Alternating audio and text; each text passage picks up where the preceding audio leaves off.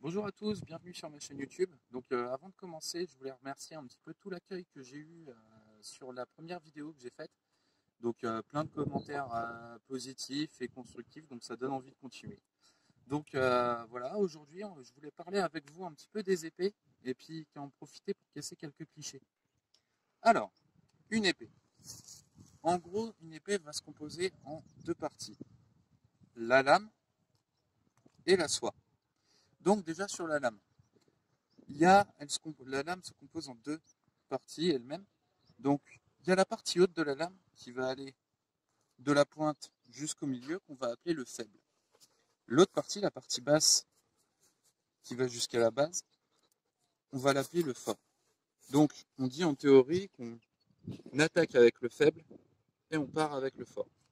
En ce qui concerne la soie, sur la soie, il y a un peu plus de parties. On va avoir la garde, qui sert avant tout à protéger ses mains pendant les assauts, la poignée et le pommeau. La partie la plus intéressante, c'est le pommeau, parce que c'est le pommeau qui va déterminer la dynamique de l'épée et son point d'équilibre. On entend souvent dire qu'une épée, ça pèse lourd et que le plus important, c'est son poids. En réalité, non. Ce qui va être important, c'est sa dynamique. Le pommeau va changer en fait le point d'équilibre.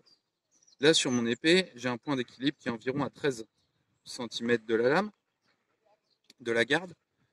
Donc, je vais avoir une épée qui va partir vers l'avant. Donc en fait, ça va être une épée qui va se manier beaucoup en balancier.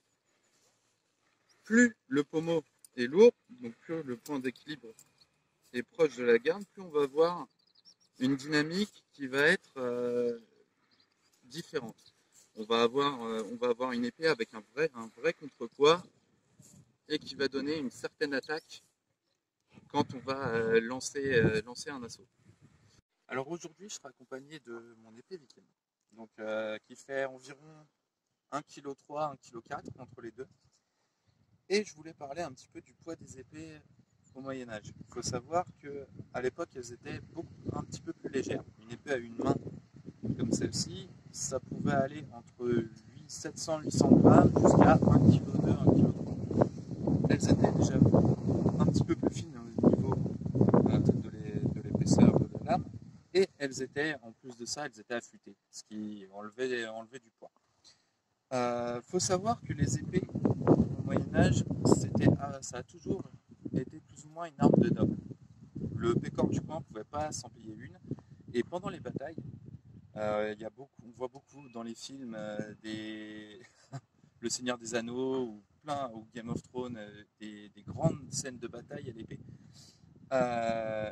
Il faut savoir que en fait, c'était pas l'arme qui était privilégiée. On utilisait beaucoup plus pour les mouvements de bataille, les mouvements de troupes, des lances. Principalement, c'était tout ce qu'on appelle les armes d'astre, les épieux, les lances, plus tard les hallebardes. Même chez les Vikings, ils utilisaient des haches, donc des fers de hache qui faisaient 10 cm au bout de pics de 2 mètres, et puis ils tapaient de loin avec ça. Les épées, au final, c'était pas tant utilisé que ça. Au Moyen-Âge, surtout en Europe, ça a été un petit peu l'apanage de la chevalerie. Donc après, il y a plusieurs types d'épées. Les épées à une main qui étaient principalement utilisées pour la cavalerie ou avec un bouclier, très souvent avec un bouclier. Après, on avait les épées bâtardes avec une poignée en soi qui était plus longue pour pouvoir être tenue à deux mains ou à une main. Et plus tard, on a vu arriver les épées à deux mains classiques. Donc là, à partir du 14e, 15e siècle, on a pas mal de sources et pas mal de traités d'escrime sur l'utilisation de l'épée à deux mains. Il y a la Florey, la Steinhofer, il y a énormément de traités et on a pas mal de sources sur comment c'était utilisé. Alors aujourd'hui, je voulais voir avec vous les parades de base possibles avec une épée médiévale. Pour ce faire, j'ai utilisé les parades d'escrime classiques que j'ai adaptées à l'utilisation d'une épée de ce type-là. Donc, tout d'abord, ce qu'il faut savoir, c'est qu'il y a besoin d'avoir une coordination entre les mouvements d'épée et la position des jambes et les appuis. à chaque parade, mes appuis changent en fonction de ce qui va être le plus évident et le plus utile pour se protéger. Donc, tout d'abord, la position de base, c'est l'épée au fourreau. C'est d'ailleurs de là que vient l'expression tirer son épée, tirer à l'arme, ça vient de tirer l'épée de son fourreau. Donc, la première parade, ça va être la prime. Donc la prime, on tire l'épée du fourreau et on vient se positionner de façon à protéger son flanc et son visage avec le tranchant de l'épée. Donc on protège toujours avec le tranchant de la lame, c'est ce qu'on appelle des parades pleine lame. Donc la prime en avant, bien appuyée vers l'avant.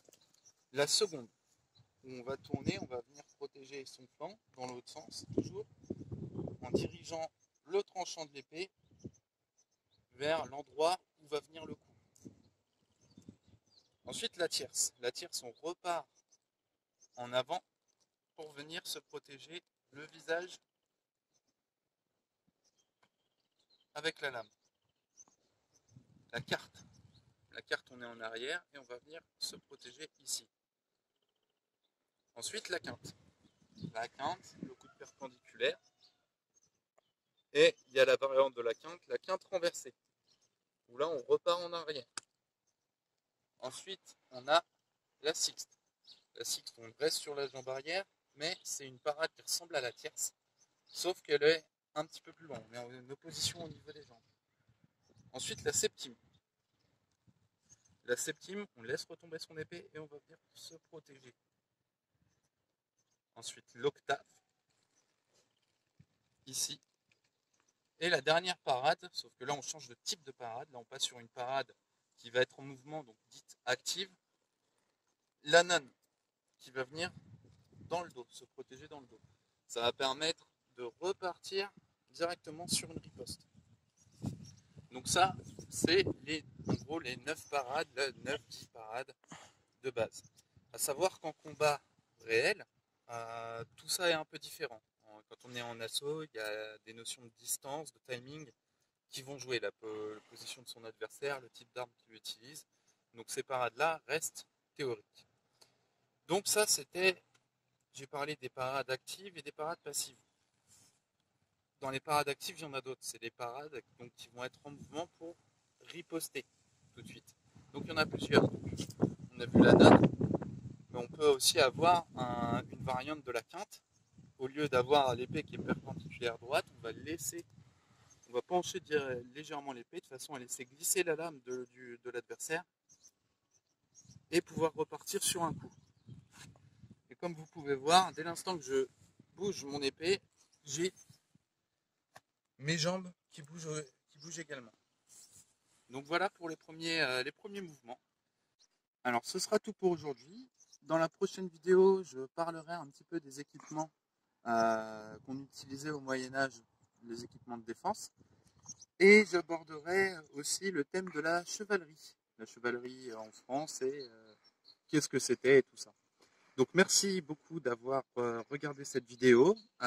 J'espère que ça vous a plu, que vous alliez commenter et partager. Donc à la prochaine.